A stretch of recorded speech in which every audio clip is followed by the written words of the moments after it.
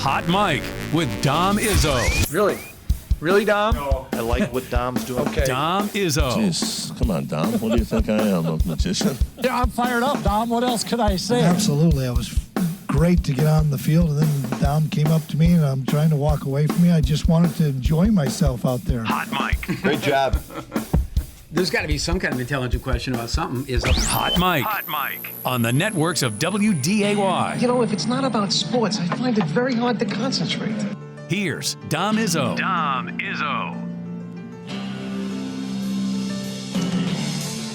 Good Tuesday morning. We are back live here in Sioux Falls at the Denny Sanford Premier Center. As you see what the weather's like back in Fargo, it is probably not that all different from what we're dealing with here in Sioux Falls here on Championship Tuesday morning. It is overcast here. It is quiet inside the Premier Center, and it will not be here later this afternoon and later tonight, as we will have championship games handed out here. I think they actually moved the trophies onto the floor, which was behind us here yesterday, as they'll be handing them out later today for the Summit League Women's Basketball Tournament Championship and the Men's Basketball Tournament Championship. And the North Dakota State men have forced Benell and I to be here for another day after a big-time win last night from Dave Richmond's team, beating South Dakota State to advance to the Summit League Championship game for a fifth consecutive season. They'll have a matchup coming up with Oral Roberts. We'll show you how they did that coming up in just a little bit.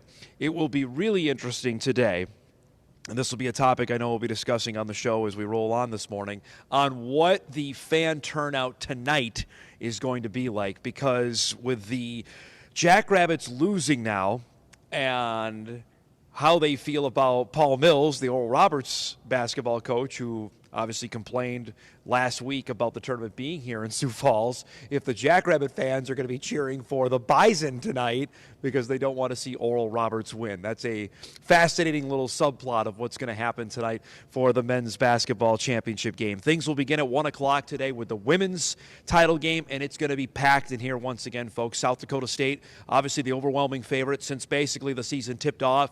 They have played that way. They have not lost a game to a conference opponent. They're going for 21-0 later this afternoon against Omaha. The Mavericks are the Cinderella story out of the bottom half of the bracket after they beat Kansas City yesterday, with the NDSU and UND women both losing. They were fallen by the wayside, so it'll be Omaha and SDSU in the first game. That's at 1 o'clock on ESPNU.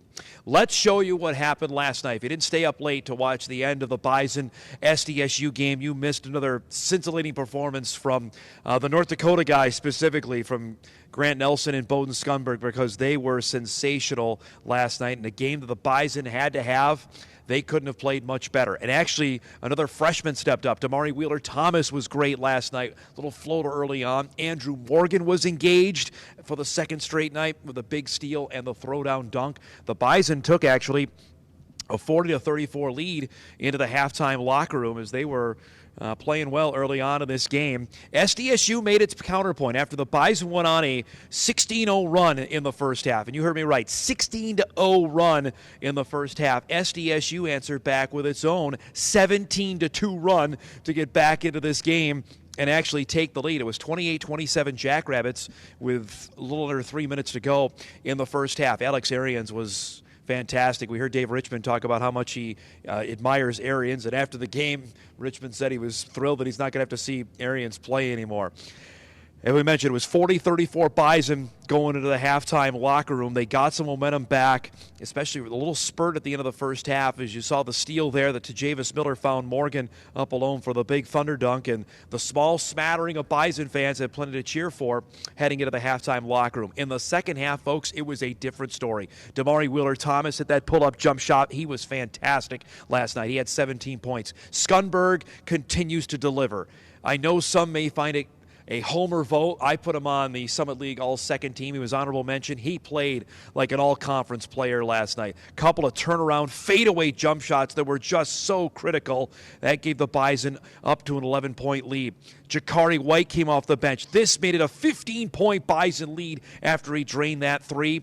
And then in transition here, they come up with a steal. Wheeler Thomas to feed to Javis Miller. This put the Bison up 17 at this point. It was 68-51, and the nail in the coffin came here from Grant Nelson, who had 20 points and 22 rebounds. That put the Bison up by 20.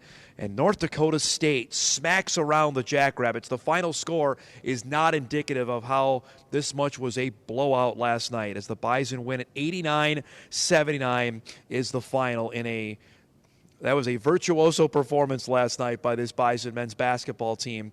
You see the numbers from Nelson, a tournament record, 22 rebounds. Wheeler Thomas, 17 and 7. The Bison, look at that shooting percentage as well, 32 of 57 from the field, as they will move on to the Summit League title game, as I mentioned, for the 5th consecutive year. As they shoot for the game, they shoot 48% in the first half, 64% in the second half, and 56% for the game. That's about as good as you can be last night, and they earned every single part of getting into tonight's championship game. And this crowd was stunned, folks. There was a couple times, especially late in the first half, where you thought the Jacks were going to make a run, that they could get back into this game and actually, as we mentioned, take the lead. And every time the Bison were ready to answer back, and they delivered every time that things you thought, well, it might get a little out of hand here. It's going to get difficult for the Bison to overcome this, and they handled that each and every time without really any issue. And so now, as you look at the updated tournament bracket, it's going to be 1 versus 3 for the second time in 3 years. It'll be Oral Roberts and North Dakota State to play for the men's basketball championship.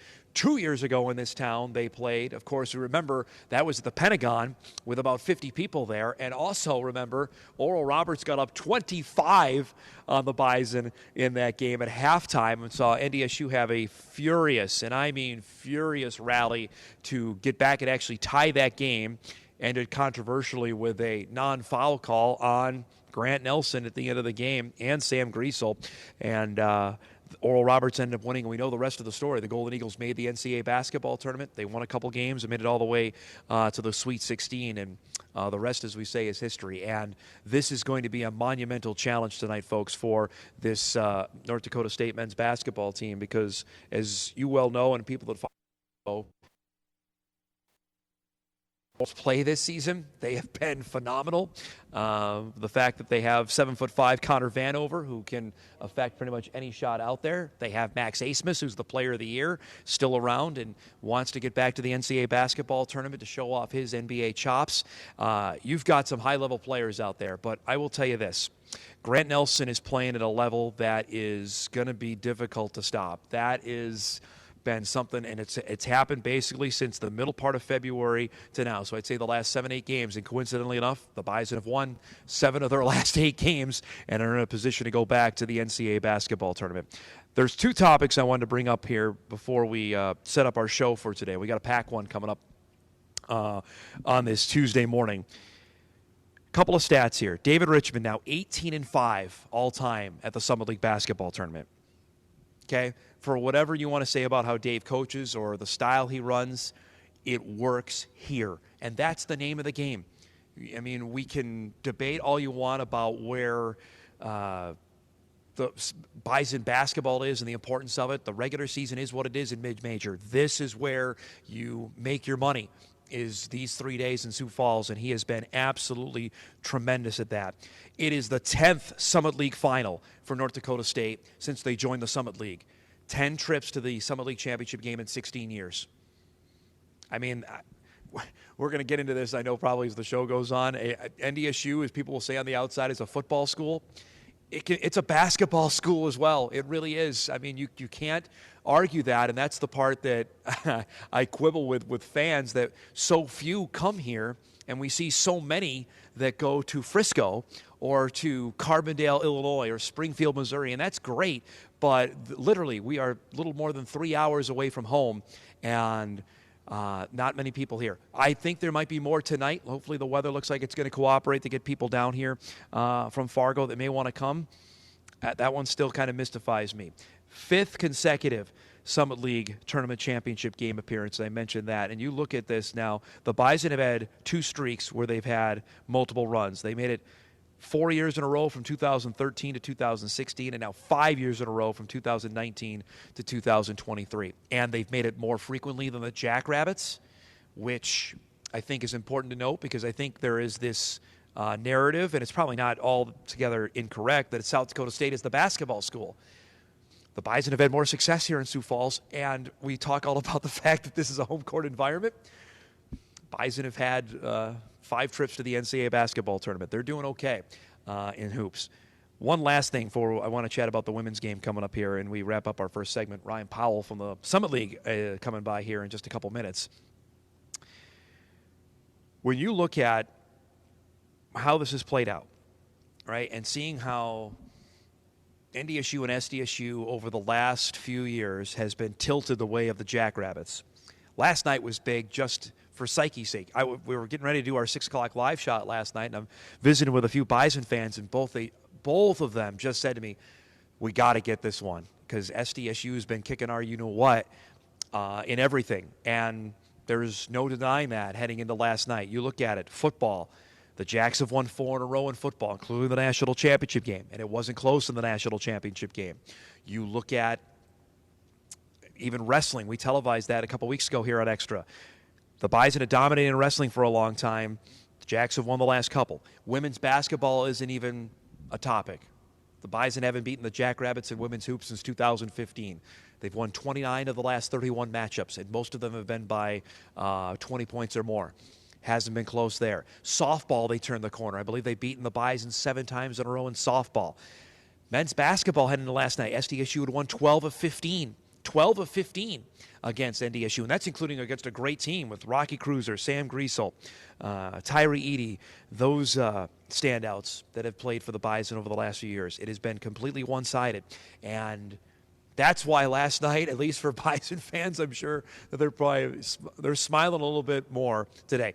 The championship game in Frisco still grates on them. There's no doubt about it. And it goes back to my first point. That's what everybody's going to remember. That's what everyone still is irked about, is how that championship game went down in Frisco. But there was a little bit of payback last night because, again, that score was not indicative of how much NDSU dominated the basketball game last night. So much more on that coming up throughout our show here this morning. Real quick, as I mentioned off the top of the show, the women's championship game coming up here at 1 o'clock. South Dakota State set to take on Omaha. The winner of that obviously will get the automatic bid to the NCAA tournament. You can see that game on ESPNU coming up at 1 o'clock this afternoon. It's going to be packed in here. It's going to be loud. It's going to be a great environment. Looking forward to seeing how that plays out here later this afternoon. One other quick note, visited with Matt Larson about this, NDSU athletic director, because, again, I had people asking me about what's going to happen with the Bison women.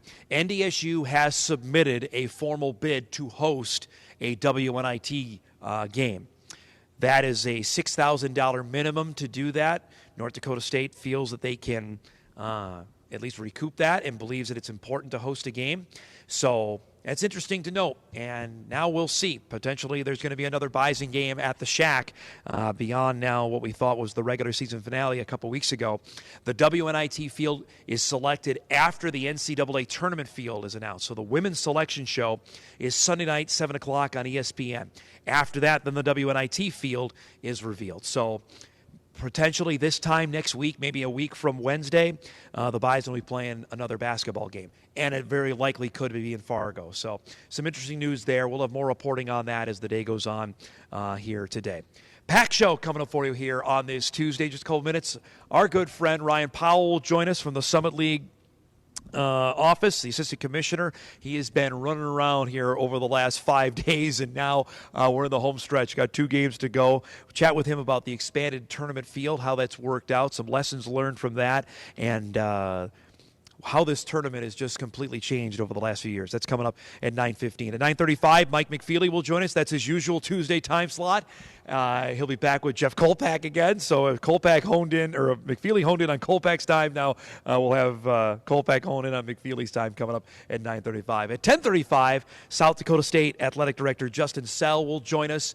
Busy day, obviously, for the Jackrabbits as they play for the Women's Basketball Championship. Want to chat also about the upcoming football game for the Jackrabbits as they'll play at Target Field this September, and making a new hire to the football coach with John Stiglmeyer stepping down right after the championship win in Frisco, and hiring Jimmy Rogers to take over the Jackrabbit football team. So high times at SDSU. We'll visit with Justin coming up before we say goodbye at 10:35. That and a heck of a lot more here on our show this morning on Championship Tuesday. We'll take a break. Hot Mike is off and rolling here from the Premier Center in Sioux Falls. Hot Mike back after this on WDAY Extra and InForum.com.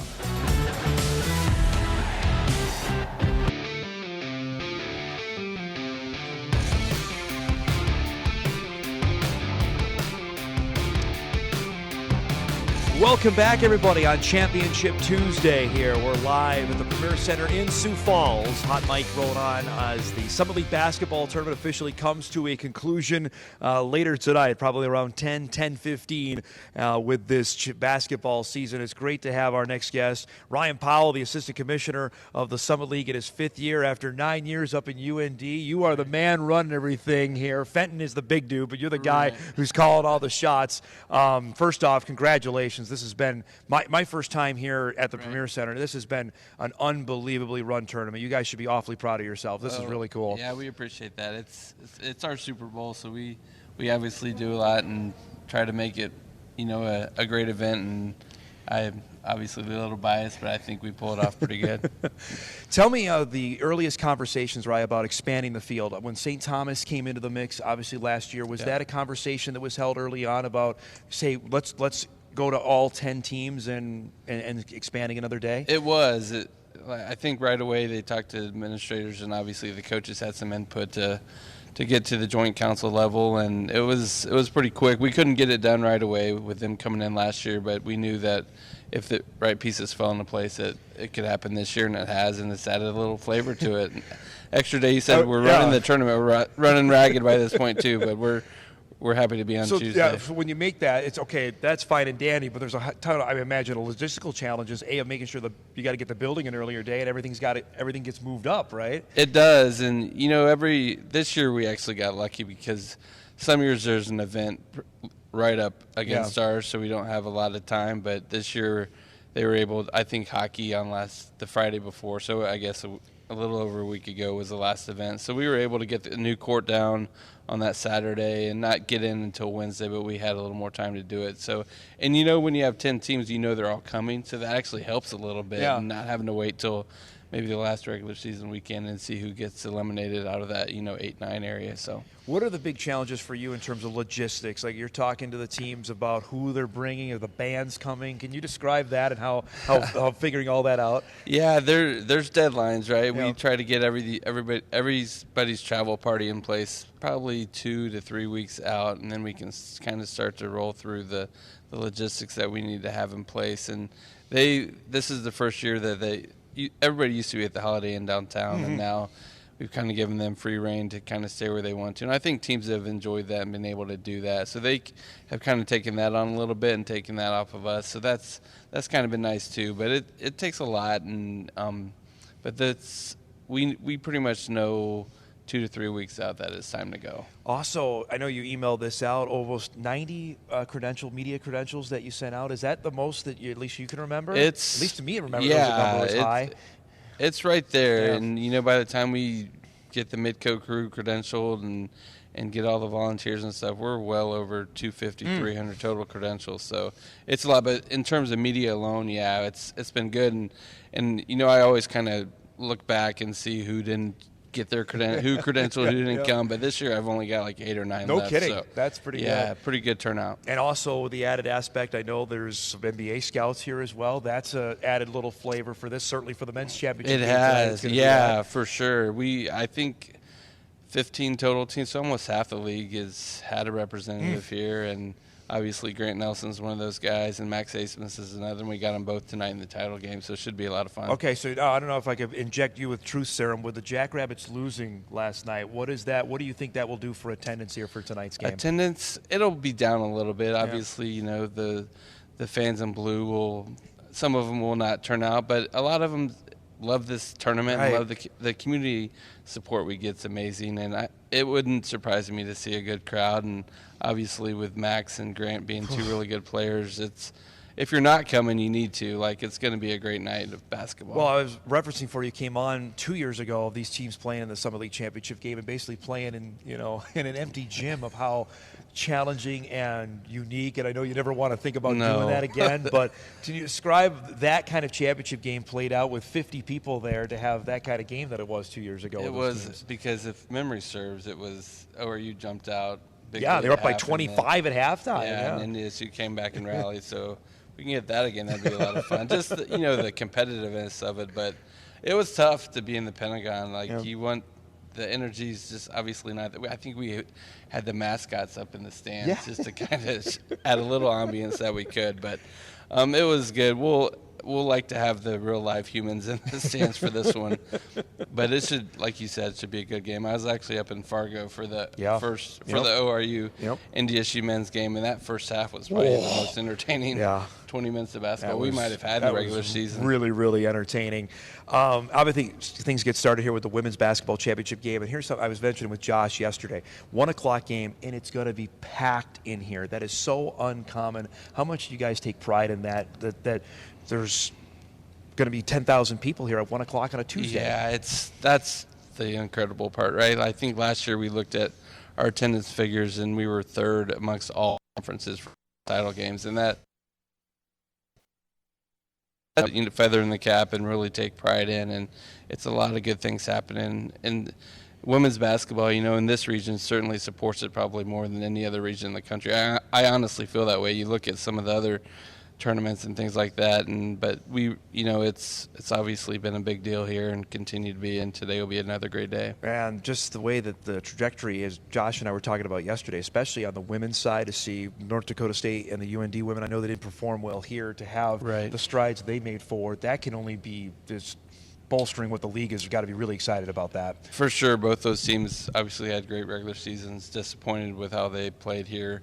But this was the first time in the women's tournament that we had 3 lower seeds that were upsets in the quarterfinals. So it's usually, pretty chalk, 1, 2, 3, 4, 1, 2, 3, 4, 5. But this year, and that just shows you that, behind South Dakota State this year, 2 through 10, anything could happen. And Kansas City was probably that's one of the best stories that there was out there. Just 7 healthy bodies and playing as well as they did. So the women's tournament's been great, and should be another good one today. I'm getting in the weeds here, but I'm interested in this. So last night, Midco obviously has the television rights through last night. So they come. So there's a no television truck that's here today. Describe the logistics of that for you. That they're leaving, and then ESPN comes in here for today. Yeah, Midco. Obviously, we appreciate that partnership, and they do a great job covering. Obviously, first round this year, and then quarters, semis. But those guys are in and out in about an hour. They get the truck out, and ESPN comes in, and their truck was parked out there on Sunday, so they were ready to roll in.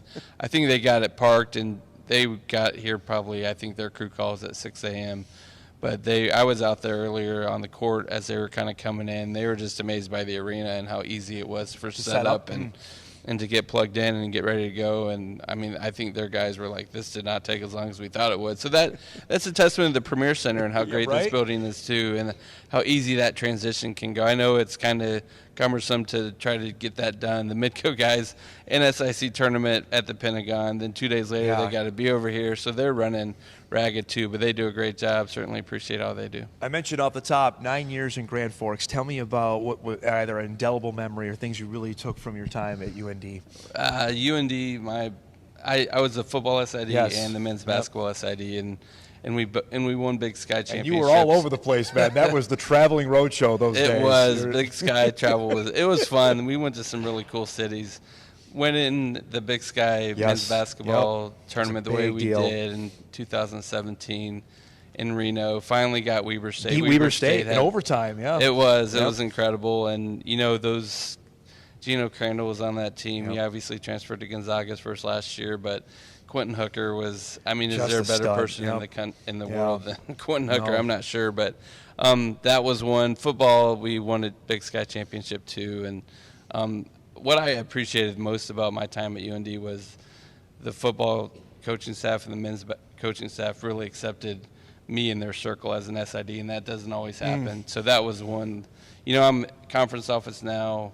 Miss some things about campus, but that's one thing I really miss about campus is just the camaraderie and the way they made me feel a part of their family. I think, we're so far into it now, but people forget of, like, for volleyball, leaving on a Tuesday to go to Flagstaff or whatever, Right. getting back on Sunday. I mean, that was some real heavy lifts for everyone, yourself included there. We did that. The Flagstaff trip was tied with Southern Utah, but it was a beautiful drive. But it was 6 hours, and you had to do it in one day in between, a Thursday night game and playing on Saturday. But yeah, we saw some Grand Canyon. You got to see a lot of different parts of the country. So, Big Sky travel, A+. It's got a wave over the Summit League. There's no doubt about that. It's not even close there.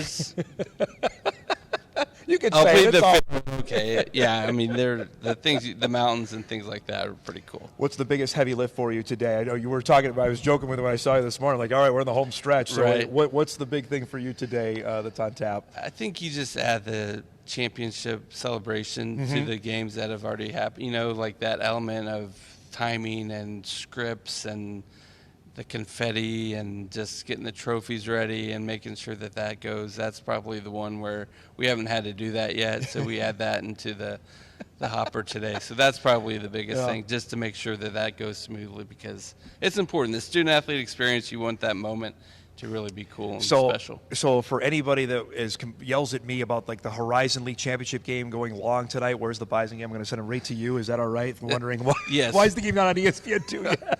Well, if they remember, last year I was do remember, a debacle because there was a fight in the game before I do remember that. our game, and it took 40 minutes to get to us. So we were kind of like, what are we doing? And they wouldn't leave that game because their ESPN policy is not to leave the game until it hits zeros, and that was wild. And obviously we're like, did you delay the start last year? Or no? There might have been a little. Yeah. We get a 5-minute slide, and that's all they would give us. So. We got 5 minutes back. Because of that tonight. Yeah. Thanks so much for everything, especially letting us into the building here early. Thanks so much for doing this, and congratulations on a great event. Thank you. Yeah, we appreciate everybody's coverage, and especially you guys coming down. Great to see you, bud. Ryan Powell, Assistant Commissioner from the Summit League, joining us here on this Tuesday morning. We'll take a break. We come back. Mike McFeely will be by, and his usual Tuesday time slot, the Bison men going for a first trip to the NCAA tournament since 2020. Hot Mike rolls on WDAY Extra at InForum.com. We're back right after this. I have seen the future. He was wearing number 5, and I ain't talking about Robbie Grimsley, folks. Took out the muffins, took out the trail mix, took out the cookies. They stole the monster cookies. You good? Okay. Is there a reason why I'm on the shot?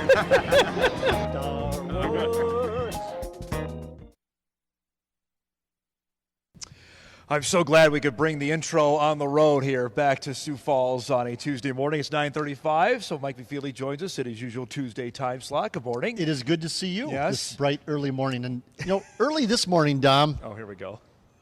I often like to turn to Starbucks coffee to help get my day started.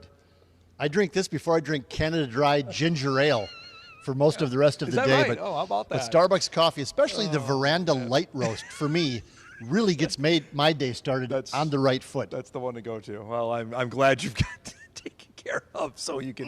Yes, very good that you So can deliver smooth. what you need to here for.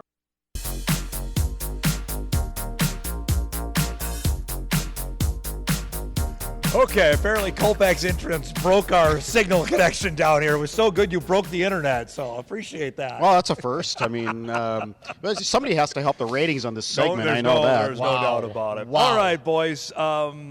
Show of hands, who thought we were going to be here for the Tuesday night game? I thought we were going to be here for the Tuesday afternoon game. I just had a Bison fan in the lobby of the Ramada across the street say, "You and your compadres didn't think you're going to be here for this game, did you?" And I said, You're a Canuck, Yeah, sir. that's exactly right. I saw that same guy. I go, guilty. Yeah, I thought we'd be here Exactly. for Tuesday afternoon. I didn't think so for Tuesday night. Yeah, Kolpack tried to give his water park pass to the guy. The guy's like 60 years old. So he's older than us. He's like, here's a water pass. The guy's like, what am I going to do with this? Go on the Grandkids. curly slide. Grandkids. It's fine. Yeah. Oh, man. So, I mean, we just shake our heads here. What happened last night? That game, and I think you both wrote it, the final score was not indicative of how much the Bison dominated the basketball game. No, I last think night. a couple of key stretches that we've talked about already, which is the end of the first half. It kind of felt like SDSU was kind of getting their mojo going, and that you wondered if we talked about NDSU, surviving the run and the crowd. And they did, and actually NDSU kind of muffed up the end of the first half. Yes. They could have had a bigger lead, Yes, they could but have.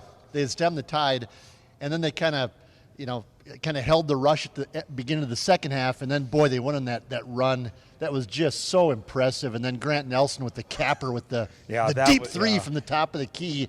Gave him a 21-point lead. And I turned to Kolpack and said, "This is a boat race." Yeah, it really was. It was This is over. unbelievable. It was over. Yeah. Yeah. I mean, in that stretch, Jeff, I thought at the start of the second half, right, here come the Jacks are going to try and land a haymaker here and try and frat and just rattle the young Bison here, and that really never came to pass. No, and I think there's two big keys. One, they never let the crowd get into No, it. there was there's one a little couple stretch. instances where they got it, and the Jacks players are they're doing this, trying to get the crowd in, and every time they tried to do that, I thought the Bison answered really well. And two, Damari Wheeler-Thomas. Oh, man. I mean, 7 of 10 shooting, but more than that, I thought the way he just handled the poise of it all. He's a true freshman, but it didn't feel like that. And, somebody said he needed to go 7 of 9 shooting. Oh, for goodness sakes. What are you, 7 of 10? 7 of 10. Who said 7 of 9? Hijacking your segment and now spiking the football. And he's asking Eric, have you posted that video of me? Our producer here, have you posted that video of me saying 7 for 9? Great basketball mind over Nostradamus. here. Yeah, right. Strikes again. Well, and getting back to the poise of Damari Wheeler-Thomas, I thought when NDSU made its run in the second half, I thought it was South Dakota State that lost its poise. Yes. They took a couple of really sketchy Yep. shots there that were they jacking didn't need threes, to take, yeah. and they're jacking threes. There was a baseline, a 15-foot weird baseline jumper. I think it was either Matt Detlinger. Dellinger, yeah. Detlinger. It was Yeah. like, He and never shoots that. no, that's and again, not his I turned to shot, Jeff yeah. and went, what was that? Yeah. And I thought it was the veteran team and some of the veteran guys for South Dakota State that kind of lost their poise. Yeah, during that I stretch. thought they lost a little bit of their mettle there down the stretch. We can talk for 2 hours about Grant Nelson, but we still have to do it today because he had 9 rebounds, I think, with about 9 minutes to go in the first Correct. half No, 10, last 10, night. 10 minutes, 30 seconds Okay, left. there you go. Yeah. 10:30 in the first half. He already had 9 rebounds. He finished with 22 to go along with 20 points. We're running out of the superlatives to talk about him, but it's a thing to behold right now. It really is. It is, and you can see what he can do, especially in the one-on-one situations and the open floor, and give him space. Yeah. And he can do those things. And one of the questions when you talk, about his NBA prospects is scouts that I've read, and also I've kind of communicated with a couple of them, is they're a little bit concerned about his three-point shooting ability because his game in the NBA, and he will get a chance in the NBA. There's no question Right. that at some point, no matter how it works out, he's going to get a chance. But the big guys in the NBA today, it's not the old days of post players and the back to the basket. It's perimeter. Yep. It's slashing. It's going to the basket. It's creating and passing, which he's fantastic at. But they also have to shoot threes. And Grant Nelson has not particularly been great at shooting threes during his career. I think the last couple of games, it's been better. I don't know what the percentages are, but he's made some big threes. He's made some shots. And that's what he's going to have to do at the next level, as we say. And then the fact that we're going to have multiple NBA scouts here tonight, which is not just for Grant. They're going to be here for, I would imagine, Max Asmus and Connor Vanover here as well. To get a But look at Max them, Asmus so. is, But they know him. I love He's the a kid. known commodity. Yep, I love the kid, and I talked to him after the game up in Fargo. What a nice young Yeah. man. I mean, what a player. What just fun guy to watch. Yep. I love watching shooters shoot, and he shoots. But, I mean, he's been through this 3 times already, and he Right. hasn't quite gotten that chance. No. Maybe he will get it. I'm not saying he won't, Yeah. but I think the scouts are here, and we're here last night, by the way, the last 2 Yep. nights, to watch Grant Nelson. I know we mentioned this in the post-game show, but I wanted to give a little runway to this here, Jeff, about just the basketball pedigree that the North Dakota State has here now. That 16 years in the Summit League, 10 times now they've been in the Summit League championship game, and the football school identity is, I'm not trying to deny that, but I think two things could be true. They could be a football and a basketball school. Interesting dichotomy, isn't it? It Because really is. basketball really hasn't caught on at Not the at all, Shack. yeah. And I mean, I think NDSU still leads the Summit in attendance. I mean, they do. Not this year they did not. They did not. They Okay, did not. But they, up until a generally- couple of years ago they did. Yep. Or at least they're the top of the standings Yes, every yep, year. yep. Yeah. But I think some of those older folks will look at the days of Irv Iniger and packing the Well, Bison Tim Miles. Sports. I mean, Tim Miles and Saul would pack it. Phillips Yeah. when they had the Woodside crew. So what happened? What happened to Football. the Bison? Football. Football's just too long. Football took off. Yeah. Right. I mean, And the season goes till early January. It does. Yeah. It does. It takes up half the basketball season by the time. I mean, we got done. We were covering the national championship game on January 8th. The Bison had already played half their schedule by then. But if they just get Wi-Fi. And if they just sold beer. Oh wait. Yeah, right. But in all seriousness, okay, so when they went down to Shields Arena for a couple of years, the crowds were still okay, Yep. right? They came to the Shields Center, they dropped off, and we can have that debate about that Seating and whole all thing that. and all that Yep, stuff. yep. But I think part of it has to fall not only on the university I don't think they promote basketball enough. I don't think that I think they have to upgrade the experience in the arena. I think they have to upgrade I think you have to blow it up, in-game honestly. promotions. I mean, just little things out at the Summit League tournament. They have the sort of the MC, the young lady who does a great job during timeouts. Engagement specialist, engaging they call the them now, crowd. yeah. They need to do stuff like that. But it's also on the fans, right? Yes, it is. I mean, the excuse is, well, football season, I spend my money and I do this. And it's like, you know what? You can go to a women's game for $10 and sit courtside, basically, because the crowds are so small. And you can get season tickets for the men's game. My wife buys season tickets. They're like $150 for, 20 games. Right. And you know what? They sell beer there. It's not that difficult to go to a basketball game. And the thing is, for tonight, we're over 3 hours from home, and there'll be 50 people here tonight, maybe a little bit more. You'd hope there'd down. be more, Yeah. but that there should be more down here. This is a great tournament. Yes, it really is. Despite what Paul Mills says, this is a great tournament. Oh, he's going to be the villain tonight for once. Well, and you tweeted this out. And we talked about it a little bit. Like, who are the Jackrabbit fans cheering for here tonight? Who do they hate more? Right, and I think they hate Paul Mills more I right think now, because right? it's basketball partially, and I think because it's Paul Mills, I think there'll be however many show up, whether it's 3,000 or 5,000. I think they're going to be strong for NDSU because Paul Mills opened his mouth, and again, he complained about the weather, which was accurate. But why are you complaining about the weather? It is cold. They play basketball inside, Right? Are you playing in the courts outside? I mean, are we in downtown Sioux Falls playing on an That'd be outdoor something court? else if we were going to do Well, that. it is, maybe a 1 minute walk from the bus to the arena. I mean, and then again, we've hashed this over, but the tournament's not going anyplace. No. We know it's not going anyplace until at least 2026. Yeah. So what purpose are you serving? I mean, it's not going anyplace ever. I don't think so. No where way. else are you going to play it? I don't I so understand just that. somebody asked Dave Richmond about that last Yep. night, and he's smart enough to not say something that Paul Mills said, but he said, I mean, you have to accept it's here. We know it's here. It's here. They've gone the 180. They embrace it. I mean, I think they thrive in what that. And what environment is was Dave's last record night. here? So it's 18-5 18 now. and 5. 18-5. And that was my next question to you about, we can lament how the Bison play during the regular season or the style of how they play, but down here, like you mentioned last night, it is whatever the secret sauce, he has perfected that here in Sioux Falls. Yeah, and part of it is what we're just talking about is instead of whining about it, they put a chip on their shoulder, right? I mean, and we can make fun of coaches all day long, and if nobody believed in us. Yeah. And I saw there was a video put out by the athletic department this morning of our guy Bowden Skunberg, who has just been terrific this season. And he did the old, nobody thought we could do this. Well, yeah, maybe. I mean, in this case, but still, but they embrace it. They get the chip on their shoulder, and they know what they're getting into. And then their style of play with the grinding defense and just locking things down, it works in tournament basketball. And I thought Eric Henderson, when asked about that, why is NDSU so good down here, the South Dakota State head coach, and he goes, well, Dave he controls what he can control. I mean, he goes, I know it's cliche, but it's hard to do.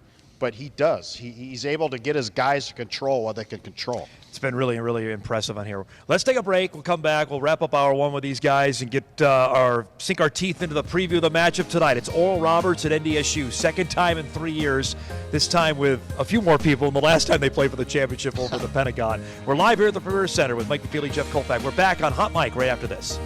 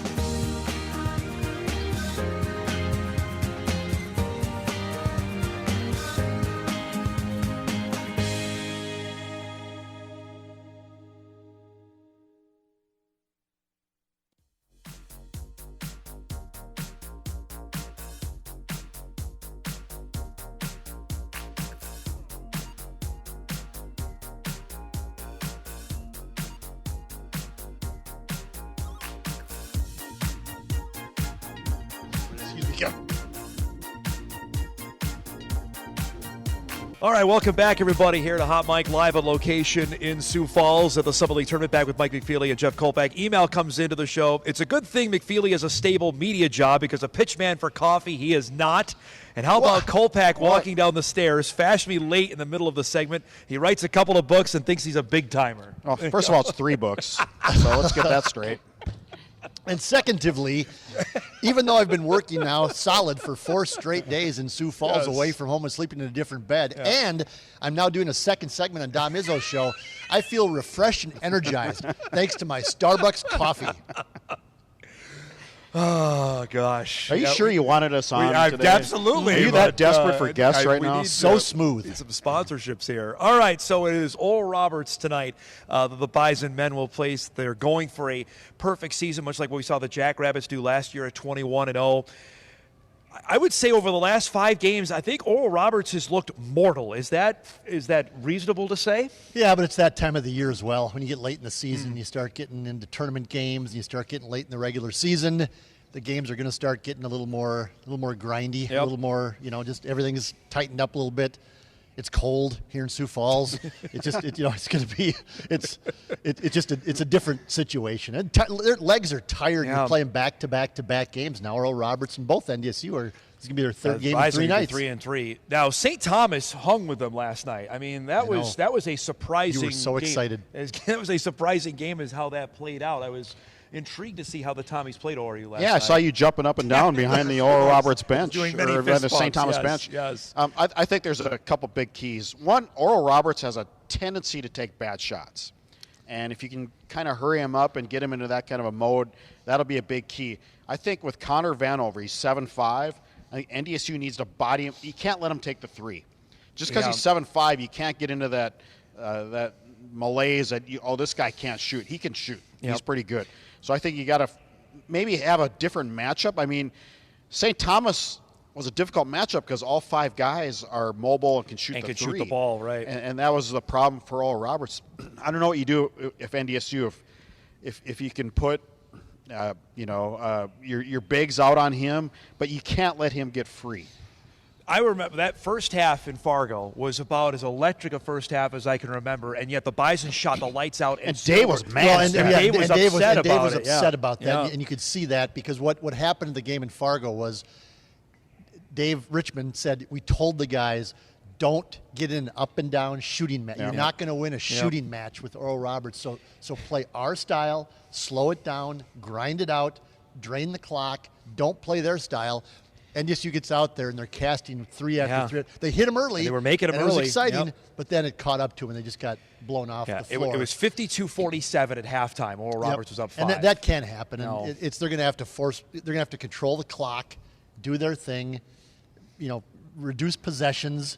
Don't let Max Asmus get rolling, even though he might. Again, he has to be a high volume shooter to use he might score his 24 points, but if they come on 25 shots, you'll take that. Yeah. Grant Nelson, are they going to? How are they defending him? How are they going to defend Grant Nelson? Because last night you saw St. Thomas could not get a shot around the basket because of Vanover's height, 7'5", and his length, 900 feet with his arms. And so if Grant Nelson can shoot the 3, good enough. If Vanover's out on the perimeter guarding Grant, that opens up. I don't think he's going to guard him though. Okay, we'll see. They're going to put Vanover on Grant Nelson. We'll see. I'm interested to see how that will play out here. And as we talked about, I don't think we can ignore it either. If this game is tight, and we saw it last night at the end of the game when the Jackrabbit fans saw that St. Thomas has a chance to win, this place got super, super loud, which is going right to what Mills was talking about, that the South Dakota State fans were cheering for St. Thomas to beat Oral Roberts. Right. Well, and after I tweeted out what I tweeted out about the Jacks fans cheering for NDSU, I'm getting some pushback from Bison fans saying, no way! It's like, I don't think you understand the dynamics here with how much Jacks fans don't like Oral Roberts and Paul Mills specifically. Yep. They'll take NDSU over that in this one case. Yep. I don't think there's this hated blood rivalry between the basketball programs that maybe there is on the football side, and then maybe there is with Oral Roberts. Yeah. Especially in this situation, trust me, they'll be cheering for NDSU tonight. Yeah, if this game. When they played 2 years ago, I know it's 2 different roster lineups because you were there at the game at the Pentagon, and Oral Roberts was up 27 at halftime. If that happens here tonight, I don't foresee a comeback like we saw in that game. Do you? I don't think it's going to happen. Yeah. I think it'll be a grinder again. Yeah. There's a couple paths to victory for NDSU, and we'll see. I mean, we talk about Vanover. I mean, 7'5". He played 33, 34 minutes last night, something like that. And this will be his 3rd straight game, 7'5" body. 3rd in 4 days. Yeah, 3rd and 4. That's right, 3rd in 4 days. 32 he played last night. Asmus didn't get off the floor. Kareem Thompson played 37. McBride played 38. So, I mean, granted. NDSU's bench is short too, but I'm saying that Vanover's Yep. that's a different body. At 7'5", you don't roll out of bed and sprint up and down the court for 8 hours a day. Real quick before we leave, boys, I visited with Matt Larson, NDSU AD, before the game last night. He told me they have put a bid in to host a WNIT game, which was a $6,000 minimum. I was intrigued by that. I wasn't sure if they were going to go down that road. What, $6,000? You think that's a big deal? Well, I mean, you and I have talked about attendance in the past, and you just brought it up in women's basketball that I don't know if you can recoup that, but it would appear that there's going to be another game. I think there's a bigger picture. There's an investment in the program there, no matter how many people show up. Yeah. But disappointing end to the Bison women, but here's a chance to maybe do something and look ahead to next year. I think it's in the retail business or in the grocery business, isn't it called a loss leader, where you have a very cheap product that gets people in the store, and then you make it up in other ways. With money. And I think that this was just an author. This would be and a heck of an actor too. With the performance coming down the stairs. So you spend the money to get people in the door, to generate the media coverage, to just say, look, we have a product that's better than it has been in a long time. A couple emails came in, gentlemen, asking if the Bison win tonight, what seed would they get? It's almost a lock, Mike. They're a 16 seed for sure. when the bracket would come out on Sunday. Yeah, yep, and there's no question. Oral Roberts, if they win, will probably be a 12 or 13 seed. NDSU or anybody else in this tournament besides Oral Roberts that was going to win it was going to be a 16 seed.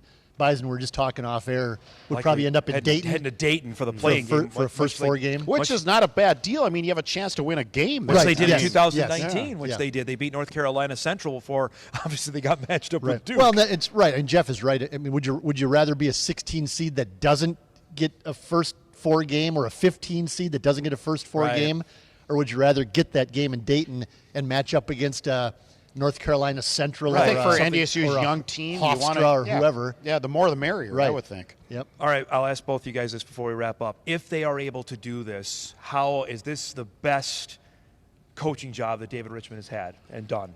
If they're able to win this here tonight. I think so, considering all the changes. He lost 5 guys, a couple that he didn't expect off last year's team. Not just also-ran guys. Dave is stubborn. I don't know if you guys noticed that. He has kind of a stubborn streak in his personality. He decided to stay with his model of building with freshmen. He was not going to give into the transfer portal shiny object. Other than Luke Yoder, he brought in a bunch of true freshmen. He played them. He took the lumps early in the year and then got the guys going late in the year, stuck with them. I think it's a pretty darn good coaching. Yeah, I'm not going to go down that rabbit hole. I mean, it's also tough to coach veteran guys sometimes too, and get them on the same page. Like last year? I was going to say, he ran into that last season. I was going to bring up last season, but they didn't quite make it there. So if they make it, I don't know how you. And I'll go back football. Football had a lot of injuries to deal with, and I thought Matt Entz did this has been a really good coaching job all around with men's basketball and football. And you get so used to the Easton Sticks and those teams, but when things aren't going so well and you don't have the studs, it takes coaching. There's no doubt. All right, prediction-wise, what do we see happening tonight? NDSU has some paths to victory. I just don't know if it's going to happen.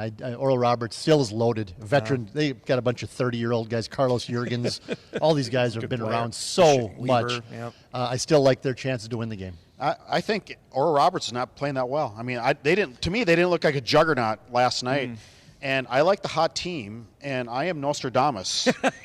At least for one. You got one pick, right? Wow. Yes, So I'm picking 68 to 64 NDSU. Wow, Specific score. All right. Name your score. Kolpack's picking the Bison to win tonight, which that'll be awfully interesting to see how this It's March Madness, right? Absolutely. I mean, this is what it is. I will say this already. 5 number 1 seeds have lost in mid-major conference tournaments. So that means all those teams are going to the NIT already. And Oral Roberts has not lost to a Summit League team. Correct. 20, all the pressure's on them. And that is true. That is true. And you saw that last year with SDSU going through that same motion. Granted, it was a way different environment, but they had that same pressure on them last year to try and deliver that. And NDSU pushed them to the.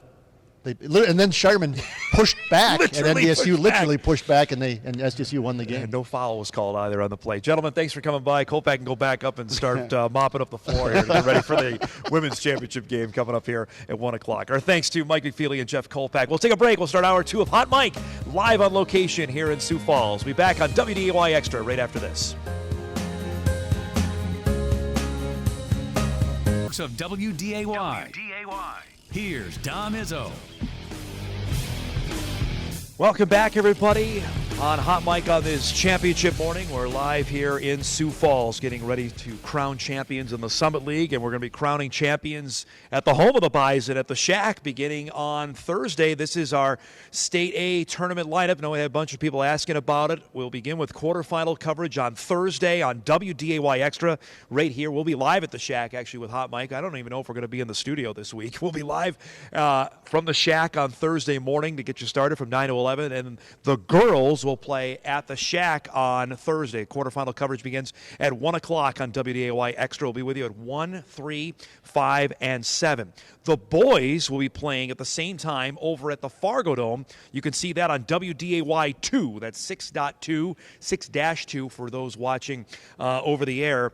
You'll be able to watch that. Those games begin at 2 o'clock, 2, 4, 6, and 8 on Thursday. So all the quarterfinal games will be on television, whether on WDAY Extra or WDAY 2 on Thursday. Semifinal coverage will begin on ABC for the girls at 1 o'clock on Friday afternoon, 1 and 3 for the girls semifinals, and then the boys will be in prime time, 6:30 and 8:30. You'll see that live on WDAY. And then Saturday we'll be back with you for the championships. The girls will get started at 6 o'clock, and then we'll wrap it up at 8 o'clock with the boys championship game live on location from the Shack is the State A basketball tournament set to take center stage beginning on Thursday. And excited I'll be back on the call for that for the second year in a row for the girls. And as you look at this tournament bracket, especially on the girls' side, we have 7 of the 8 teams that are back from last year that will play for the championship. The only new team in is West Fargo,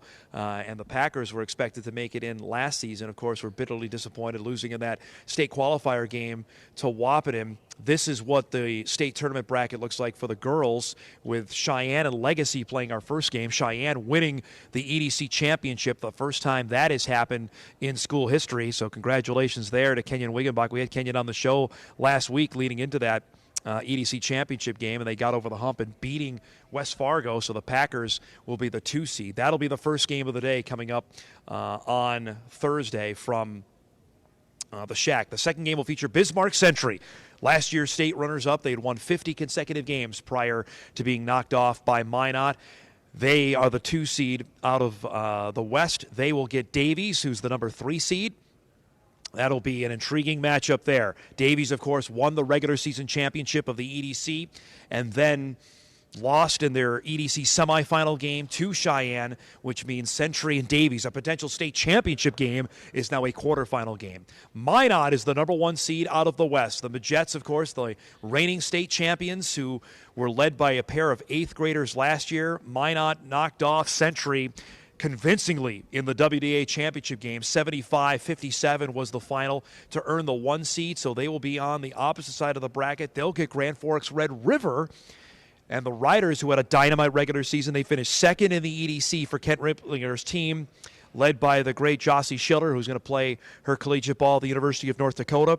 That potentially could have been a state semifinal game at the worst. Now it's a quarterfinal game because the Riders lost in their EDC semifinal to West Fargo, and they'll play the final game of the day at 7 o'clock. Packers will take on Bismarck. That will wrap up the day at the Shack. And again, all those games will be available on WDAY Extra. Meanwhile, on the boys' side, this is where things will shape up. And again, a reminder, you will see all of these games coming up on WDAY 2 and also InForum.com, WDAY Sports Plus. And I'll explain it because I know we had people voicing their opinions, the best way to say it, either to me on email or over social media over the weekend about the confusion on this. Davies is the 1 seed. They'll play Jamestown. Congrats to Jacoby Lloyd's team making it back to state. That's a rematch of the 2019 state championship game. That's a 2 o'clock start at the Fargo Dome for that game. That'll be followed up with Minot, last year's state champions, the 2 seed out of the West against Grand Forks Red River. Good year there for the Riders to get back to state. That's a 4 o'clock tip at the Dome. The evening session begins with a top seed out of the West, Bismarck Century. Darren Mattern's team had a dynamite regular season led by 2 Division I players in Ryan Erickson and Anthony Doppler, who both are going to play at UND. And they'll take on Shanley, Craig Irwin's team, his debut year coaching the Deacons. They get back to the state tournament. That'll be the first game of the night session. And then we'll wrap it up at 8 o'clock with a really intriguing Fargo North team led by the Sem brothers and Carter Zeller. They have been a high-flying all over the place. They'll play at 8 o'clock, and they'll face off against Bismarck Legacy. Jason Horner's team making it back to the state tournament. Congrats to the Sabres being represented both in boys and girls basketball again at state. And that will wrap up the day at the Dome. So an exciting 4 games there. And, you know, it's not out of the realm of possibility that you very well could have West versus West for the championship games on Saturday night. I know nobody really be thrilled about that, even at the high school league. I think they love to see the West-East representation of the title games, but boy, the power resides out west. And Davies is clearly depleted with Mason Claybo being unavailable for the Eagles after the injury he had to his knee, that he is likely not playing the rest of the season for Davies. And if Claybo's in the mix, that changes everything. But with his injury, that is going to be really tough for them to potentially win this thing. They are going to run headlong into Derek Dessette and Minot. If Minot can get by Red River in that opening game, it's going to be really intriguing to see how things are going to play out there at the state tournament. Now, let's get the TV and internet stuff try to be clarified. I'll try to explain this as best I can. I've done this a couple times, so bear with me here, folks. So for those watching on television, WDAY Extra is available free over the air. So if you have an antenna, you can watch us. I'm sure many are doing that right now from the comfort of your home this morning. It's available on Midco, I know, as well. You can also stream the games, and that is separate. WDAY Extra and WDAY Sports Plus are two different things. I'll try and emphasize that as best I can. They are two separate entities. Also, if you have a subscription to InForum already, it requires a separate subscription to watch on WDAY Sports Plus. It's the name of the game, folks. I'm not here to debate it. I'm just here to tell you how it works. So if you want to stream the games this weekend, that's how you do it on WDAY Sports Plus. And we'll have all the consolation games as well. I should remind people about that beginning at noon on Friday, you can watch all the consolation games. And on Championship Saturday, you can watch all the games there. There's 4 games prior on Saturday with the 5th-place games and the 3rd-place games and leading up to the championship games on Saturday. So you can watch those there. So just a reminder about that's available for people to take in that way, just so everyone's aware of that. Because I know we had some confusion about it last week where people were trying to watch either the girls' state B or girls' state hockey. There is some confusion on that, so we'll try and we'll get the message out here over the next couple days and leading up to the start of the basketball tournament on Thursday. Excited to be back there for that, but we're still at a basketball tournament down here in Sioux Falls as some fans are already starting to get in here to buy some tickets. The doors aren't going to be open here for another couple hours with the later start for the women's championship coming up at 1 o'clock later today. So quick explanation on that. We're overdue for a break. We'll take one now. Reminder, South Dakota State Athletic Director Justin Sells coming up at 10:30. We'll get into all the logistics of what's going on with South Dakota State. Is the Jackrabbit women playing for a Summit League championship, and a heck of a lot going on with football. So we'll break. We'll come back live in Sioux Falls. It's Hot Mike on WDAY Extra at Inforum.com. Back in a minute.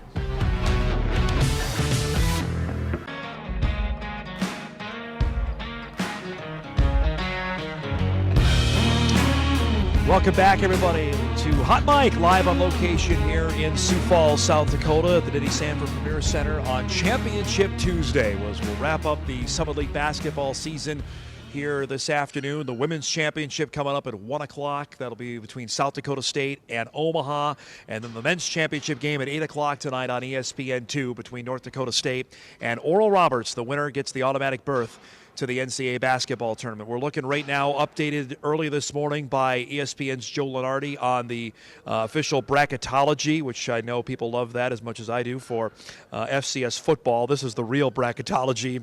And looking at the field right now where, let's see, if they have the automatic qualifiers in the field here. We're looking for our friends from I'm assuming he has Oral Roberts in as the winner, but that might still be up for grabs here as the AQs. Got VCU as a 12 seed. Charleston as a 12. Charleston won the potentially will play, and he's got Oral Roberts as a 12 seed playing Iowa State in Albany, New York. Our good friend John Wheeler will love that matchup. He knows Oral Roberts as well. So that's what at least Joe Lunardi has as his bracketology as we sit here on this Tuesday morning. Again, if the Bison men are to win this game, it is nearly a 98% lock that they will be a 16 seed, potentially heading to Dayton for the play-in games, which would be next week.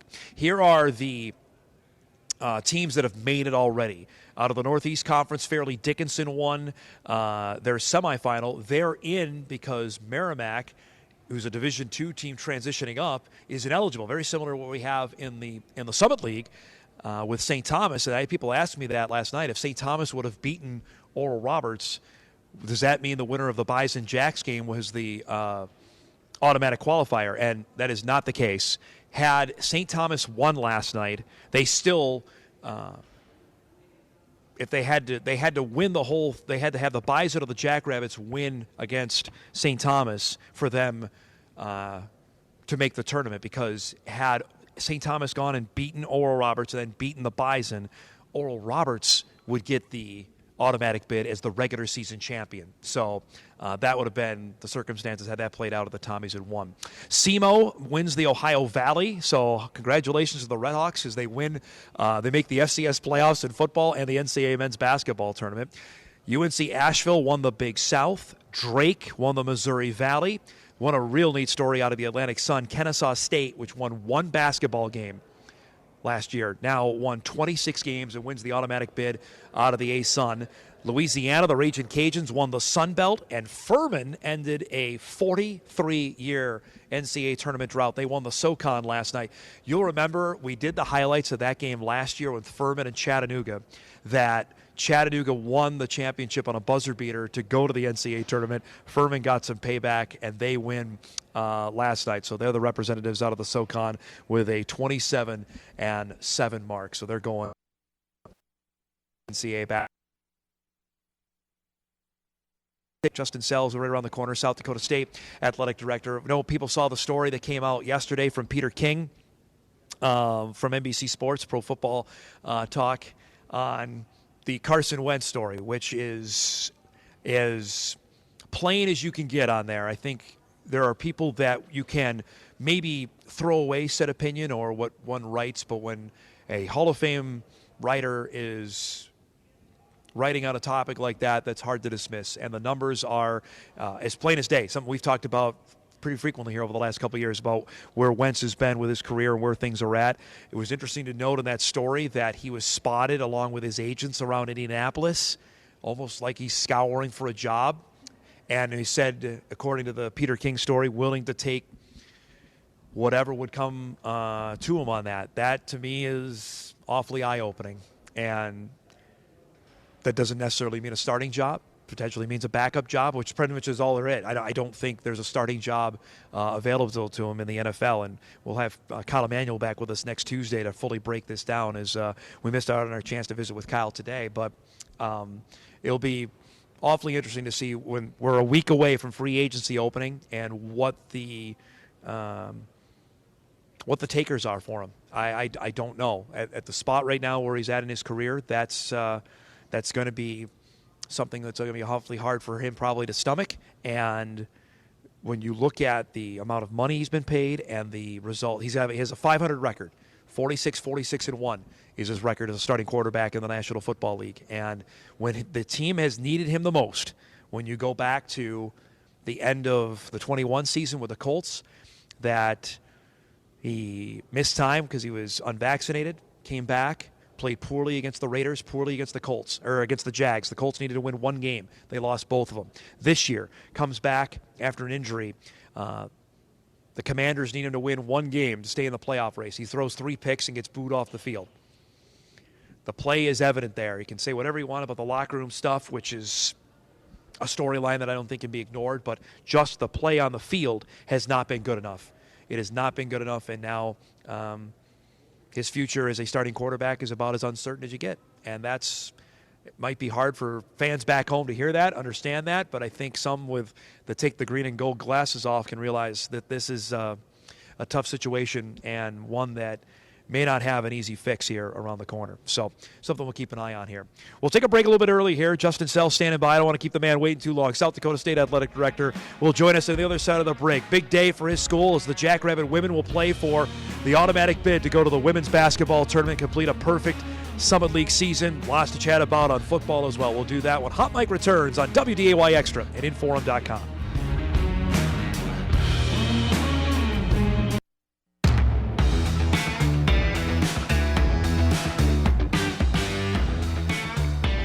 Welcome back, everybody, to Hot Mike, live on location here in Sioux Falls, South Dakota, the Summit League basketball tournament. Our pleasure to be joined back now face-to-face. I've had him on Zoom on our show. Justin Sells, South Dakota State Athletic Director, good enough to come by on a busy, busy day. It's great to see you. Congratulations on, I can say numerous things, but big day today for your university with the women's basketball team on the doorstep of another NCAA tournament.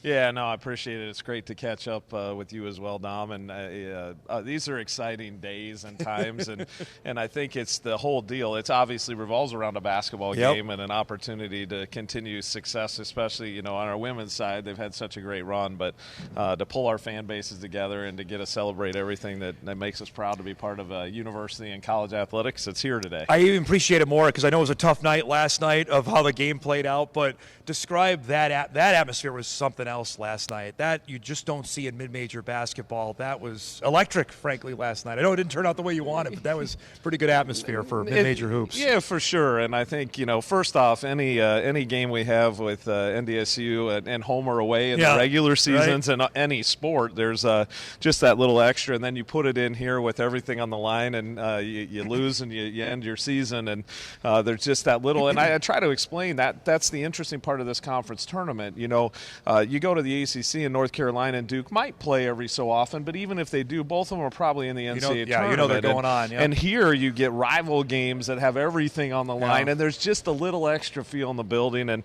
NDSU obviously played great to overcome that and to be able to block out the noise and to play that well. They certainly deserve to win, and it's hard. Your seniors are the part that makes the end of the season, but as an AD, you have to master the losing locker room because most seasons end in a loss. You want to make them feel great about their experience and let them know how important they've been to you. But those are the tough parts of this job. But still, an unbelievable environment, great game. I know there's overtures out there, as you well know, Justin, around AJ, around Aaron Johnston with the Minnesota job open. I think it's only a natural connection there, the success that AJ has had. How do you handle that as an athletic director? Is something you keep your nose out of it, or is that a conversation you guys have? Yeah, I think, first off, we've had it a lot over the years and have that with a lot of our coaches. And so, it's having good relationships and trusting relationships and working through, at this time of year, it's all about our kids and trying to get some wins because you can't control some of those things, and it's not the timing for that. Usually at the end of the season, we certainly sit down every year and we talk about our program. We talk about, it could be his contract, it could be things we're trying to do to improve the program operationally, facilities and other things. And so we'll do that again here probably at the end of this week and just kind of touch base. And we've certainly invested in our women's basketball program. We've invested in AJ, deservedly so, and we'll continue to look to do that. And he'll be upfront and honest with me as he always is, but make no mistake, he loves South Dakota State and what he's built, and we have a chance to continue to do some great things with the renovation of Frost Arena and some great recruiting classes coming in. So whatever happens, you work through that, and I root for my coaches either way, and we'll do it as a family, we'll do it together, and if they get that next great opportunity, I'll be the first one to give them a hug and support them. It's really fascinating to see how this is going to play out. I want to ask you, because I was visiting with Matt Larson about this last night, that NDSU has put in a bid to host a WNIT game. Obviously, that was a no-brainer for you guys, but then to have the kind of run and watch it on television, Justin, when Alabama came in and UCLA came in, Minnesota was there, and the crowds just got bigger and bigger. Was that even beyond your wildest expectations of what could possibly have happened last spring? Yeah, you figure we're going to get at least 3,000 people to those games, and Frost is loud when you have that many people. I think the impact, we've had a few moments when you open a stadium or you bring in College Game Day. There are a few of those moments where even men's basketball making its first NCAA tournament along with our women, those elevated the university. And in a strange way, the WNIT run was another one of those moments. You had every dignitary in the state trying to get tickets to get in. We're selling 5,300 seats and selling it out.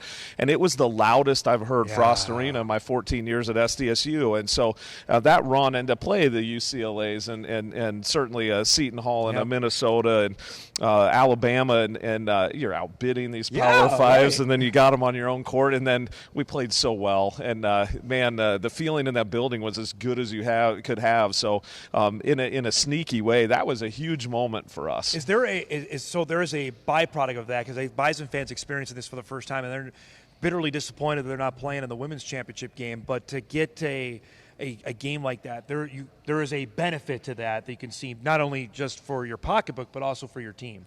Oh, 100%. I think first off, for the team, you get extra weeks of practice, and for us, for those freshmen, as you're building that, and football, you've seen it. NDSU's benefited from being in the national championship game, all those extra weeks of practice, and they would say that.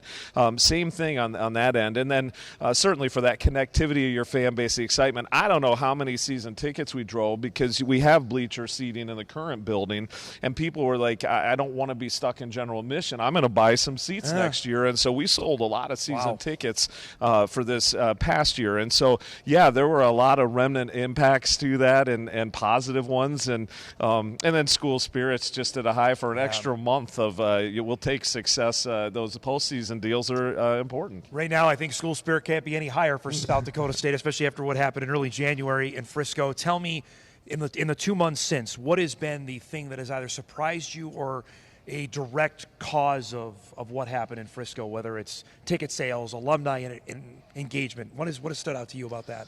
Yeah, I mean, all the things that we kind of know. I think this is the interesting part. The flip side, when you lose, you kind of know what you give up, you know, because you're planning for success. And so you're planning to say, hey, if we could walk through the door, it's going to impact corporate sponsorships or season ticket sales or donations.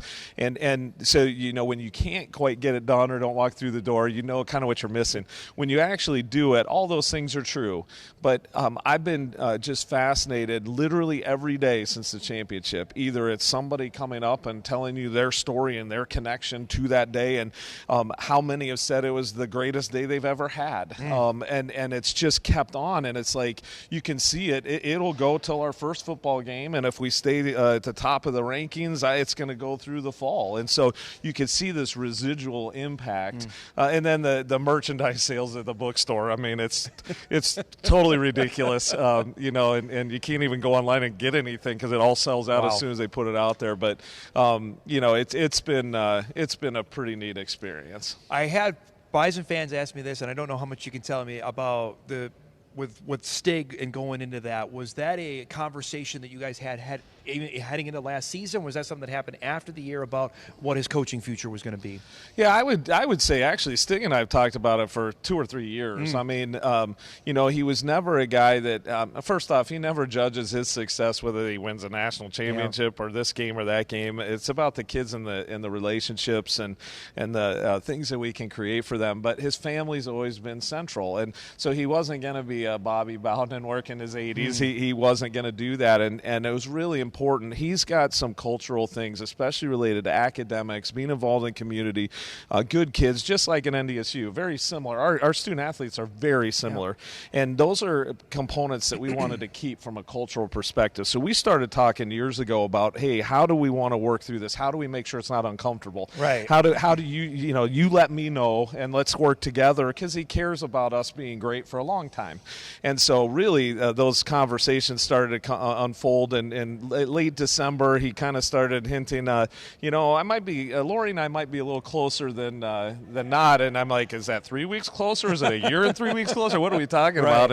And you know, we kind of worked through, the key focus was winning the national championship, and he needed to be fully locked in for those student athletes, and they needed to not even worry that that was a concern, and to go out and do their job and do their thing. And then you know, Jimmy Rogers is someone that we've been certainly developing the last year or two, and you know, and can do all those cultural things, and then in a nice way modernize, because the college athletics is changing. No doubt. So I think, you know, we handled it about as good as you could handle that transition. I mean, I've been at SDSU 14 plus years, and we had one retirement, our swim coach, and I've got 3 in my department this year. Wow. My SWA, Kathy Halen's an assistant baseball coach, Brian Grunsky, and then Stig. And so, you know, I wouldn't say we've been practiced at this, so that was a new challenge, but I think it worked out really well. I wanted to ask you a couple things on football scheduling, because I'm a nerd on this, but because I've had Bison fans ask, well, how the Jacks? I'm looking at your FBS slate here. You got Oklahoma State next year.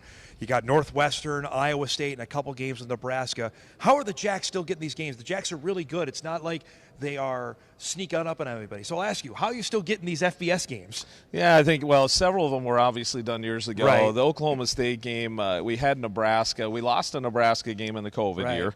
And then we had Nebraska in 24, but they got the opportunity to play in Ireland. And so they needed to move a few things around, and they got Oklahoma State to take that game in that slot.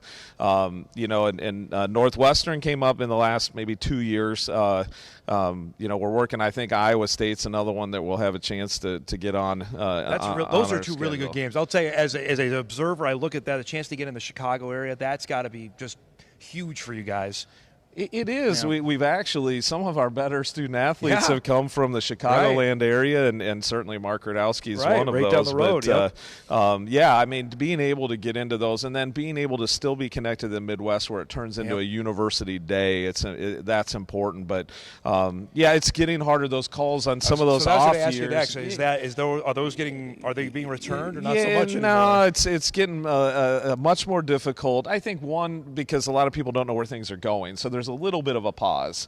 But two, when you can challenge them, and NDSU's faced this for years, the calls are more belabored, they're longer, do we really want to do this? Let me check with my coach, let me check with my AD, and then they kind of sometimes come back with, I think our schedule's a little full right now, but we've been fortunate to build pretty good schedules, and then our approach has been to make sure we're playing 2 home games in those other ones and trying to balance that out. I really feel strongly in FCS football, you can schedule yourself into the playoffs, you can schedule yourself out, and if you make the playoffs, you have a chance to win a national championship. If you schedule yourself out, you're on the sidelines. So we've worked pretty hard at trying to get that together, and it's gotten certainly more challenging. I had Dave St. Peter on the show about a month and a half ago when the caravan was coming through, and obviously the announcement came that South Dakota State was going to play at Target Field this fall against Drake.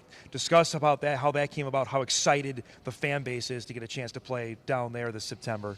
Yeah, I think obviously they've had a few games, but with NDSU there and a chance to be able to bring the Jackrabbits, really important for us to get in the Twin Cities. Yes. So another great day for Dave told me on the show, he said the alumni nights that we have had at Target Field, none bigger as South Dakota State. When you hear that, what does that mean to you? Yeah, it's huge. I mean, our fans have continued to grow, honestly, and that, hey, one of the other interesting parts about the national championship game was I walk into many venues and I probably know 80% of the people. I didn't know 50%, and so I mean the new people that are on board, and the same thing I've noticed this week.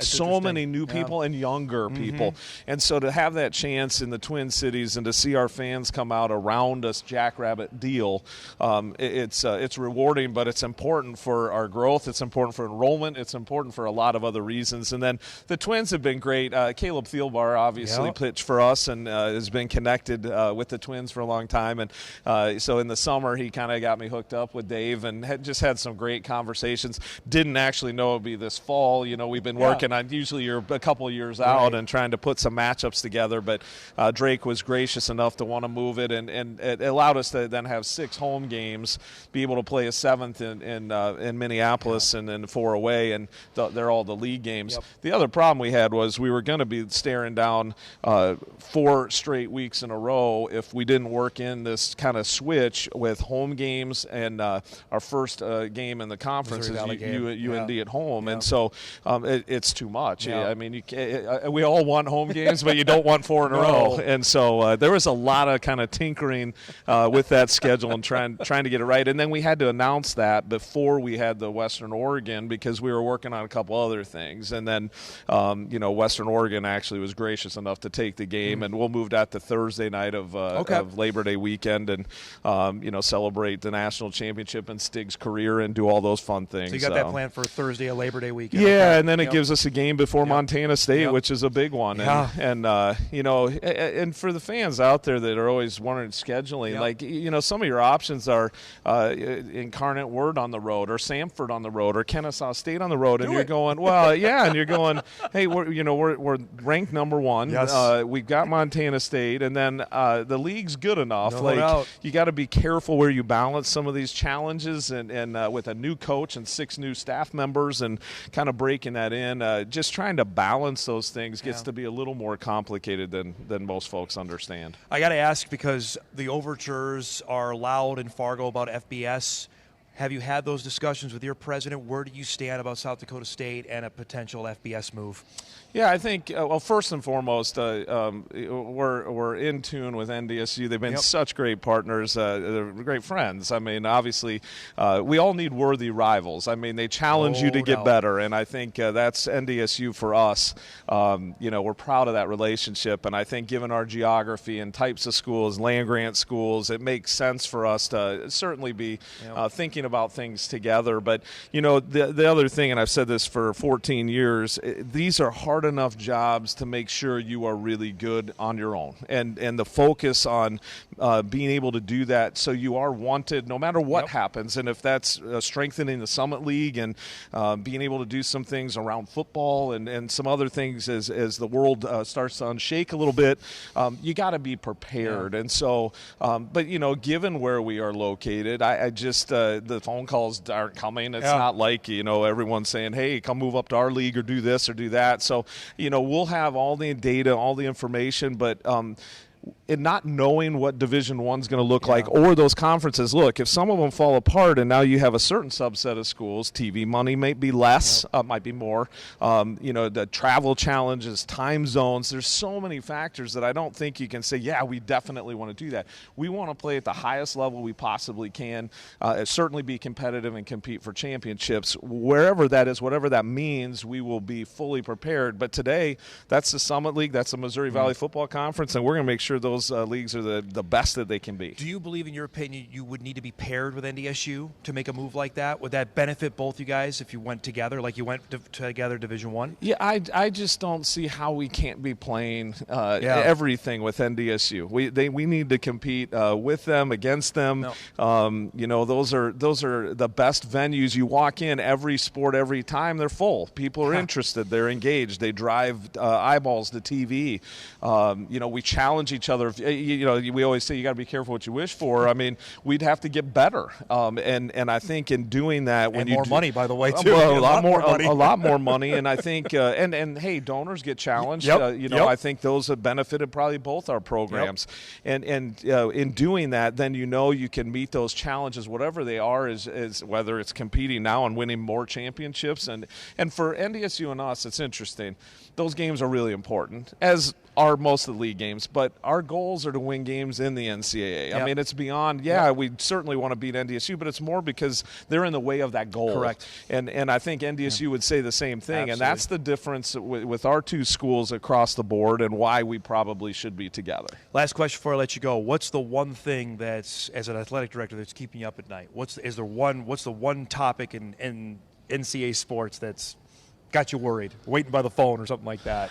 Yeah, I don't know if it's been around enough that I don't get worried anymore. I think you take it as it comes now, right? Yeah, and it would be hard to answer one thing. I think it's collective. I would say this, if I had to boil it down, we, much like NDSU, have built a culture. We understand what it is, and it's driven by kids coming in and getting a meaningful degree and broad-based experience. So we offer a lot of sports and opportunity, and a chance to play for championships and connect our university. And in today's world, with NIL or with transfers or with even political discourse, even there's just all this churn about the individual, and keeping it as being part of something bigger than yourself and being proud of that, and the challenges that come with all of the fool's gold that's out there, or the chase to do this or the chase to do that, trying to stay true and core to who we are amongst all those challenges as we sort them out. And hey, there will be a place for us, because I think we do things well. We're a good program across the board. But that would be the one thing that I'm challenged with, is how do we stay connected to our university and the things that were part of our mission. Appreciate the time. This is awesome. Thanks for giving us such a glimpse at SDSU, because I know Bison fans are always curious to know what's going on with the Jacks. Good luck today, and we'll see you soon, okay? Yeah, I appreciate it. Thanks a lot, Dom. Justin Sell, South Dakota State Athletic Director, joining us here on site. We'll take our final break. We'll come back, get you ready for a busy Tuesday. We'll do that when Hot Mic wraps right after this on WDAY Extra at InForum.com.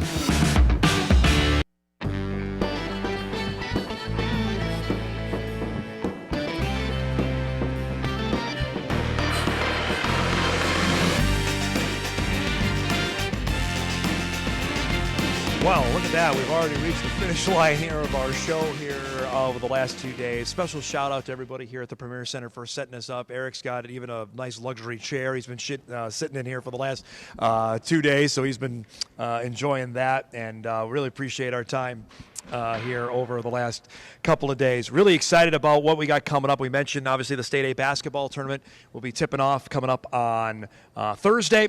and we'll have live coverage here on WDAY Extra. Reminder coming up, we're going to be live here in just a few minutes on our newscast at the top of the hour, and then back here previewing the game coming up at 6 o'clock. We'll visit with Dave Richmond here in about 40 minutes' time as it's NDSU and Oral Roberts, the winner, to get the automatic bid to the NCAA basketball tournament. Let's get you ready for what to watch here before we say so long on this Tuesday morning. We mentioned the Bison game is on ESPN2 tonight, 8 o'clock against Oral Roberts. Winner gets the automatic bid. Now, again, I will remind everybody there is a game on before it. So, as we were talking about with Ryan Powell off the top of the show, that be patient there. If that game runs long, they will get to it. They'll probably put it on another channel. But let me see what was. It's normally the Horizon League that's on before. Let's see what we got. Yeah, it's the Northeast Conference. It's Fairleigh Dickinson and Merrimack that are going to be playing before NDSU and Oral Roberts. That's the game tonight. The Minnesota Wild are back in action. They are red hot. Beat the Flames on Saturday night. They host Calgary tonight at Xcel Energy Center, 7 o'clock on ESPN2. The Wild are still near the top of the Central Division standings after they made all those deals before the trade deadline. It seems it's paid off for Bill Guerin. They are heating up right now. It's Calgary and Minnesota coming up 7 o'clock tonight. That is on Bally Sports North. And don't forget, the Minnesota Timberwolves are back on national television. The Wolves, how about that? They won against the Lakers. They beat the Kings in Sacramento. Now they get Joel Embiid and the 76ers tonight, 6:30. That game on TNT. We got to go. Thanks to our guests here today, to Mike McFeely, Jeff Kolpack, Ryan Powell, and Justin Sell. Thanks, of course, to all of our people here. Eric did a great job. To Kyle and Michael back in studio, great job, guys, for making everything happen over the last couple of days. We'll see everybody back here tomorrow, and a preview coming up later tonight of NDSU or Roberts for the Summit League Championship. Thanks so much for watching, everybody. Hot Mike here on WDAY Extra and InForum.com. We'll see you back here tomorrow.